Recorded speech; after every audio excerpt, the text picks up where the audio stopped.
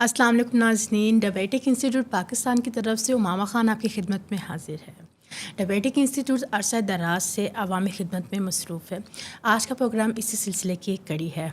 آج کے ہمارے جو میزبان ہیں ڈاکٹر محمد عتیق الرحمان صاحب، جو کسی تعارف کے محتاج نہیں ہے۔ تو ڈاکٹر صاحب کیسے ہیں آپ؟ الحمد۔ اچھا ڈاکٹر صاحب، آج کا میرا پہلا سوال یہ ہے کہ ذیابیطیز کے کچھ مریض جو ہیں وہ جسم میں درد اور کمزوری کی اور تھکاوٹ کی شکایت کرتے ہیں، اس کی کیا وجہ ہے؟ بسم اللہ الرحمن الرحیم۔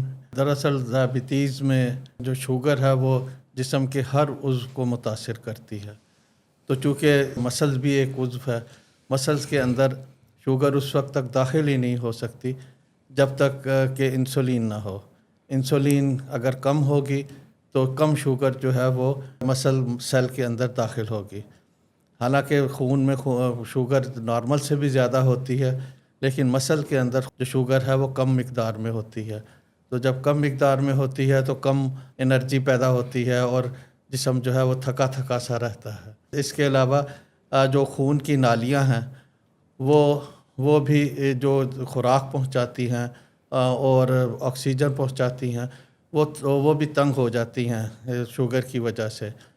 خون کی نالیوں کے جو اندرونی دیواریں ہیں اس پہ چربی جم جاتی ہے، جس کو ایتھیروسکلیروسس کہا جاتا ہے، اور اس کے اندرونی دیواروں میں جو خلیے ہوتے ہیں جن کو اینڈوتھیلیم کہا جاتا ہے، وہ اینڈوتھیلین بناتے ہیں۔ اینڈوتھیلین بننے سے خون کی نالی اور زیادہ سکڑ جاتی ہے۔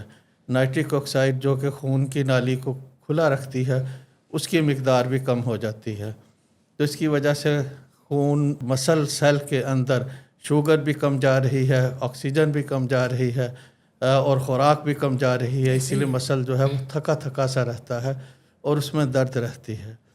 اس کے علاوہ جو نروز ہیں، انفلیمیشن کی وجہ سے وہاں ساربیٹول جو ہے وہ جمع ہو جاتی ہے۔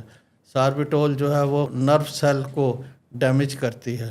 اب وہ کتنا ڈیمیج ہے اس کے حساب سے جو جسم ہے وہ ریئیکٹ کرتا ہے۔ اگر کم ڈیمیج ہے تو وہ ایک ہاتھوں یا پاؤں میں سوئیاں سی چبھتی ہیں، اس سے زیادہ ہوگا تو وہ پھر اس میں یوں لگے گا جیسے چونٹیاں سی چلتی ہوئی محسوس ہوتی ہیں، یا جیسے پاؤں سو گیا ہو یا ہاتھ سو گیا ہو، اس طرح کا ہوتا ہے۔ ٹانگوں کے مسل میں کریمپس پڑنا شروع ہو جاتے ہیں۔ یہ سب جو ہیں وہ شوگر ہی کی زیادتی کے علامات ہیں۔ ٹھیک ہو گیا۔ تو ڈاکٹر صاحب، ذیابیطیز کے کچھ مریضوں کی جو ہے وہ ہڈیوں میں درد ہوتا ہے، تو اس کی کیا وجہ ہے؟ ہڈیوں میں جو پروٹین ہوتا ہے، جو مین پروٹین ہوتا ہے وہ کولیجن ہوتا ہے۔ کولیجن کو شوگر جو ہے وہ نقصان پہنچاتی ہے۔ ایڈوانسڈ جو ہے گلائکیشن اینڈ پروڈکٹس بنتے ہیں۔ ایڈوانسڈ گلائکیشن اینڈ پروڈکٹس جو ہیں وہ کولیجن کو بھی نقصان پہنچاتے ہیں اور اس کے ساتھ لیگامنٹس کو بھی نقصان پہنچاتے ہیں، اور ہڈی جو ہے وہ برٹل، سخت اور نان ریزیلینٹ ہو جاتی ہے۔ اس کا مطلب یہ ہے کہ وہ جلدی ہی وہ فریکچر ہو جائے گی۔ اور دوسرا اس میں جو اس کے آسٹیوبلاسٹ ہے، ان کو یہ کیمیکل جو ہیں وہ روکتے ہیں۔ اب یہ آسٹیوبلاسٹ جو ہے وہ روزمرہ کی ریپیئر کرتی ہے ہڈیوں کو، اب وہ ریپیئر نہیں ہوتی تو ہڈی جو ہے وہ کمزور ہو جاتی ہے اور ایزیلی فریکچر ہو جاتی ہے۔ ٹھیک ہو گیا۔ تو ڈاکٹر صاحب، جوڑوں میں جو درد ہے اس کی کیا وجوہات ہیں؟ جوڑوں کے جو درد ہے اس میں ایسا ہے کہ کارٹیلیج مین اس میں ہوتی ہے، کارٹیلیج کو یہ تباہ کر دیتی ہے۔ اب کارٹیلیج اگر تباہ ہو گئی تو جوڑوں میں یہ کارٹیلیج جو ہے وہ کشن کا کام کرتی ہے، ہڈیاں جو ہے ایک دوسرے کے ساتھ رگڑ نہیں کھاتی۔ اب وہ درمیان میں اگر وہ تباہ ہو گئی اور نکل گئی تو جو ہڈی ہے وہ دوسری ہڈی کے ساتھ ٹکرائے گی تو وہ بہت زیادہ درد کرے گی۔ دوسرا، کارٹیلیج بھی سخت ہو جاتی ہے اور اس میں بھی نان ریزیلینس اور ایک سختی سی پیدا ہو جاتی ہے۔ اب اس کو پھر ہلانا جو ہے وہ مشکل ہو جاتا ہے۔ اب جب ہلانا مشکل ہوگا تو وہ درد ہوگی۔ جیسا کہ شولڈر جوائنٹ ہے، شولڈر جوائنٹ میں کیپسول، لیگامنٹس، ٹینڈن، یہ سب مل کر جو سٹرکچر بناتے ہیں اس کو شوگر جو ہے وہ سٹف بنا دیتی ہے۔ اب وہ پھر کندھے کے جوڑ کو ہلانا ایک تو مشکل ہو جاتا ہے اور دوسرا ویری پینفل ہو جاتا ہے، تو اس کو فروزن شولڈر کہا جاتا ہے۔ اسی طرح انگلیوں میں جو کیپسول ہوتا ہے اور اس کے جو کارٹیلیج ہوتی ہے وہ بھی سخت ہو جاتی ہے اور انگلیاں جو ہیں وہ سیدھی نہیں ہو سکتی. تو اس کو دیکھنے کے لیے جو اسٹینڈرڈ ٹیسٹ ہے وہ اس کو پریئر ٹیسٹ کہا جاتا ہے. پریئر ٹیسٹ میں مریض کو کہا جاتا ہے کہ اپنے دونوں ہاتھوں کو اس طرح باندھے. تو اگر وہ اس طرح انگلیوں کے درمیان جو ہے وہ گیپ صاف نظر آتا ہے اور اس بالکل سیدھی انگلی نہیں کر سکتا، تو اس سے ظاہر ہوتا ہے کہ اس کی جو انگلیاں ہیں اس کے اوپر شوگر کا اثر ہوا ہے اور وہ درد بھی کریں گی اور وہ سخت بھی ہوں گی. اسی طرح پاؤں کی ایک اور مثال ہے جوڑ میں درد کی. پاؤں میں لیگامنٹس اور ٹینڈنز اور مسلز یہ مل کر پاؤں کو ایک خاص شیپ دیتے ہیں. پاؤں میں چھوٹی چھوٹی کافی ہڈیاں ہوتی ہیں، وہ ایک خاص شیپ میں پاؤں کو رکھتے ہیں. اس میں یہ ہوتا ہے کہ کچھ پوائنٹس پہ جسم کا وزن ڈالا جاتا ہے اور کچھ پوائنٹس پہ جسم کا وزن نہیں ڈالا جاتا.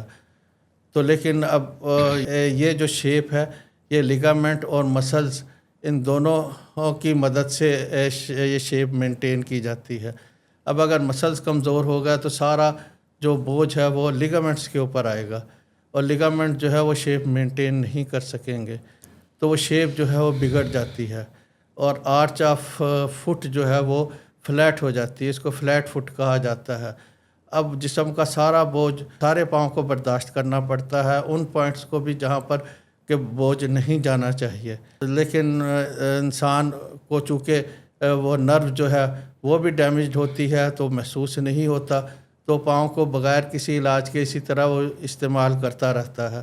نتیجتاً وہ پاؤں کی شیپ اور زیادہ بگڑتی ہے، اس کو چارکوٹ فٹ کہا جاتا ہے. ٹھیک ہو گیا. تو ڈاکٹر صاحب درد جو وہ چھوٹی اور بڑی دونوں ہڈیوں میں ہوتا ہے، اس کی کیا وجہ ہے؟ اس کی وجہ یہ ہے کہ چونکہ سارے جسم میں انفلیمیشن ہوتی ہے، سارے جسم میں ڈیمیج ہوا ہوتا ہے، تو اس لیے اس کو سمیٹریکل ملٹی جوائنٹ پین کہا جاتا ہے کہ سب میں ہوتا ہے اور سمیٹریکل اور بائی لیٹرل ہوتا ہے، یعنی دونوں طرف کے رائٹ اور لیفٹ دونوں طرف کے جوڑوں میں ہوتا ہے. تو ڈاکٹر صاحب جوڑوں کے درد کو کیسے کم کیا جا سکتا ہے؟ ایک تو ہے کہ جو شوگر کو کنٹرول کیا جائے، دوسرا وٹامن B12 کی جو ہے وہ اس کی مقدار جو ہے خون میں پوری مینٹین رکھی جائے، کیلشیم اور وٹامن D جو ہے وہ مینٹین رکھا جائے، تو اس سے کچھ بہتری ہوگی. تو ڈاکٹر صاحب اگر جوڑوں کا درد شروع ہو گیا تو مریض کو کیا کرنا چاہیے؟ ایک تو یہ ہے کہ اس کو سافٹ فیٹ پہننے چاہیے. ڈائبٹیز کے لیے جوتے بنائے جاتے ہیں جو کہ آرڈر پر تیار کیے جاتے ہیں کہ فٹ کی جو شیپ ہے وہ جوتے کی شیپ کے ساتھ کنسائڈ ہو، تو اس سے کچھ بہتری ہوتی ہے. دوسرا درد میں پیناڈول لے لیا جائے یا کچھ آئنٹمنٹس آتی ہیں جو کہ لوکلی درد کو ریموو کرتی ہیں، یا پھر ٹکور کر لی جائے جس کو، یعنی گرم پانی کے ساتھ جو جوڑ ہے یا گرم ہاٹ واٹر باتھ لیا جائے، اس سے بہت فرق پڑے گا. ہلکی ایکسرسائز کی جائے اور ٹیبلٹس ہیں گیبالین اور ڈیولاکسیٹین، لیکن یہ جو ٹیبلٹس ہیں یہ ڈاکٹر کے مشورے سے ہی استعمال کرنی چاہیے. بہت شکریہ ڈاکٹر صاحب. ڈاکٹر صاحب ہمارے کلینک پہ ڈائبیٹک انسٹیٹیوٹ پاکستان میں صبح 8 سے لے کے شام 5 بجے تک موجود ہوتے ہیں. ڈاکٹر صاحب کے دن پیر سے لے کے ہفتے تک ہیں. آپ کسی بھی دن ہم سے رابطہ کر سکتے ہیں. آج کے شو سے ہمیں دے اجازت، ملتے ہیں ایک نئے پروگرام کے ساتھ. تب تک کے لیے خدا حافظ.